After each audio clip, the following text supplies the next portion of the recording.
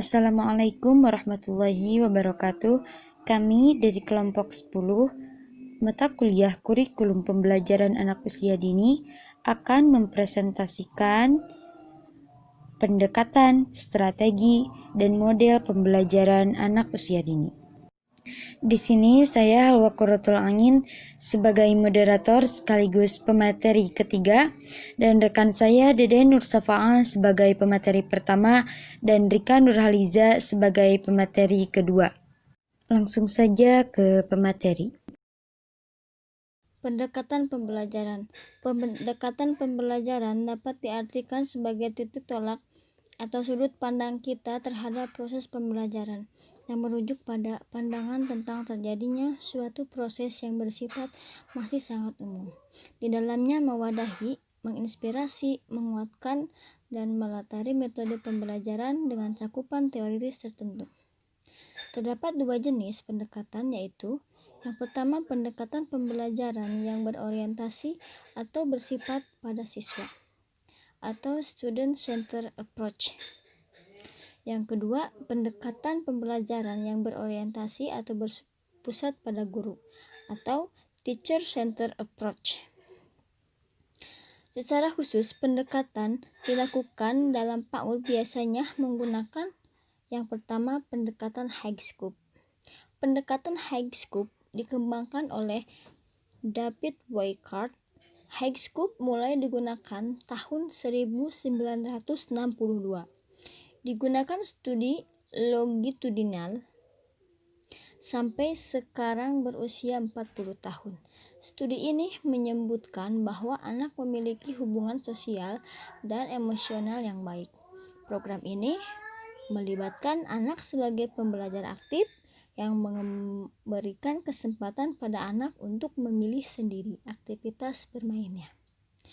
High scope memiliki komponen penting, yaitu yang pertama, anak sebagai pembelajar aktif yang menggunakan sebagian besar waktunya di dalam learning center yang beragam. Yang kedua, merencanakan, melakukan, mengulang atau plan, do, rewind. Yang ketiga, guru membantu anak untuk memilih apa yang akan mereka lakukan setiap hari, melaksanakan rencana mereka, dan mengulang kembali yang telah mereka pelajari. Yang ketiga, pengalaman kunci atau key experience. Pengalaman-pengalaman penting anak dipakai untuk pembelajaran. Yang keempat, penggunaan catatan anekdot. Untuk mencatat kemajuan yang diperoleh anak, pendekatan high scope memiliki 5 unsur yang mendukung pembelajaran aktif anak, yaitu poin pertama, benda-benda yang dapat dieksplor anak. Poin kedua, manipulasi benda-benda oleh anak. Poin ketiga, pilihan bagi anak tentang apa yang harus dilakukan anak.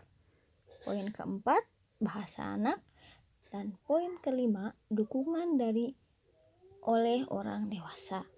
Poin kedua yaitu pendekatan beyond center and circle time atau BCCT. Pendekatan anak usia dini dapat menggunakan pembelajaran dengan pendekatan beyond center and circle time atau BCCT, atau dalam bahasa Indonesia adalah lebih jauh tentang sentra dan saat lingkungan kegiatan bermain sambil belajar pada sentra-sentra atau sentra persiapan, peran, makro, mikro, sentra balok atau imtak dan seni, dan sentra bahan alam, dalam rangka mengembangkan seluruh potensi kecerdasan anak. Anak dituntut aktif dan kreatif dalam kegiatan sentra-sentra dan pendidik, berperan sebagai motivator dan fasilitator, pemberi pijakan-pijakan atau scaffolding. Pijakan yang diberikan sebelum dan sesudah anak bermain dalam setting duduk melingkar sehingga dikenal sebagai lingkaran. Pijakan lainnya adalah pijakan lingkungan, penataan lingkungan, dan pijakan pada setiap anak dilakukan selama anak bermain. Menurut Ditjen Dikluspa pada tahun 2005. Pendekatan ini dikembangkan oleh Creative Preschool Florida, Amerika Serikat, dan mulai dikembangkan juga di Indonesia. Metode ini merupakan pengembangan dari metode Montessori, High School, dan Reggio Emilia yang memfokuskan kegiatan anak-anak dan sentra-sentra sudut atau area-area untuk mengoptimalkan seluruh kecerdasan anak. Poin selanjutnya yaitu pendekatan Reggio Emilia Eruros. Pendekatan Montessori. Tujuan pendidikan Montessori adalah mengoptimalkan seluruh kemampuan anak melalui stimulasi yang dipersiapkan. Guru perlu membuat perencanaan secara rinci dan mempersiapkan lingkungan pembelajaran yang tenang dan teratur agar anak merasa nyaman untuk belajar. Kelas yang terdiri dari bermacam usia membuat anak dapat belajar dari kawan yang usianya lebih tua, di samping dari gurunya sendiri. Walaupun anak belajar secara individual, tetapi ia tetap dilatih agar bisa mandiri. Lingkungan dipersiapkan dengan materi yang telah terstruktur, misalnya A. Materi sensorial. Anak berlatih untuk memperluas dan memperhalus persepsi sensorialnya. Materi yang digunakan yaitu alat-alat yang mengandung konsep tentang ukuran, bentuk, warna, suara, tekstur, bau, berat ringan, dan lain-lain. Yang B. Materi konseptual. Materi ini menggunakan bahan-bahan konkret untuk melatih anak membaca, menulis, matematika, dan mengetahui pengetahuan sosial. Poin C. Materi kehidupan praktis. Materi pembelajaran yang diberikan banyak digunakan dalam kehidupan sehari-hari, misalnya menyapu lantai, mencuci piring, menyiram tanaman, mengancingkan baju, dan lain-lain. Pendekatan Montessori menggunakan bahan-bahan yang dapat dimainkan anak, namun di dalam pendekatan ini tidak memberikan anak di bawah 6 tahun untuk berfantasi. Padahal jika anak bermain, maka salah satu unsur bermain adalah berfantasi atau berpura-pura. Dengan demikian, di dalam pendekatan ini, anak tidak dapat bermain secara bebas, tetapi sangat terstruktur sehingga imajinasinya tidak berkembang. Pengaruh guru untuk memberikan mainan yang sudah terpola dan berurutan secara ketat membatasi kreativitas anak dalam mengeksplorasi mainannya. Dengan anak belajar serta mandiri, maka kesempatan anak untuk berinteraksi dengan teman sangat terbatas. Yang selanjutnya yaitu strategi pembelajaran.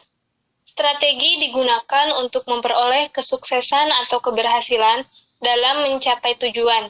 Beberapa ahli pendidikan memberikan pengertian tentang strategi pembelajaran sebagai berikut. 1. Menurut Dewi Salma Prawira Dilaga, strategi pembelajaran adalah upaya yang dilakukan oleh perancang dalam menentukan teknik penyampaian pesan, menentukan metode dan media, alur isi pelajaran, serta interaksi antara pengajar dan peserta didik. Menurut Wina Sanjaya, strategi pembelajaran merupakan rencana tindakan atau rangkaian kegiatan termasuk penggunaan metode dan pemanfaatan berbagai sumber daya dalam pembelajaran untuk mencapai tujuan tertentu. Dari beberapa pengertian strategi pembelajaran dapat disimpulkan bahwa strategi pembelajaran merupakan pendekatan dalam mengelola kegiatan dan mengintegrasikan urutan kegiatan, peralatan, dan bahan, serta waktu yang telah ditentukan secara aktif dan efisien. Adapun jenis-jenis strategi pembelajaran adalah sebagai berikut. 1. Strategi pembelajaran langsung atau direct instruction. Strategi pembelajaran langsung merupakan bentuk dan pendekatan pembelajaran yang berorientasi kepada guru. Dikatakan demikian sebab dalam strategi ini guru memegang peran yang sangat penting. Melalui strategi ini, guru menyampaikan materi pembelajaran secara terstruktur. 2. Yaitu strategi pembelajaran cooperative learning. Adalah strategi pembelajaran yang menekankan kepada proses kerjasama dalam suatu kelompok yang bisa terdiri atas 3-5 orang siswa untuk mempelajari suatu materi akademik yang spesifik sampai tuntas. Yang selanjutnya yaitu model pembelajaran. Model pembelajaran pada dasarnya merupakan bentuk pembelajaran yang tergambar dari awal sampai akhir yang disajikan secara khas oleh guru. Dengan kata lain, model pembelajaran merupakan bungkus atau bingkai dari penerapan suatu pendekatan, metode, dan teknik pembelajaran.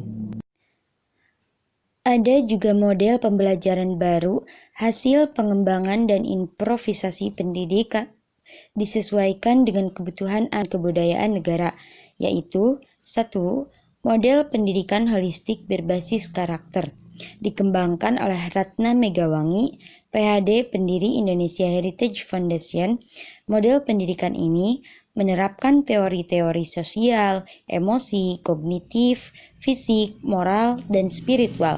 Model ini diharapkan dapat memampukan setiap anak untuk berkembang sebagai individu yang terintegrasi dengan baik.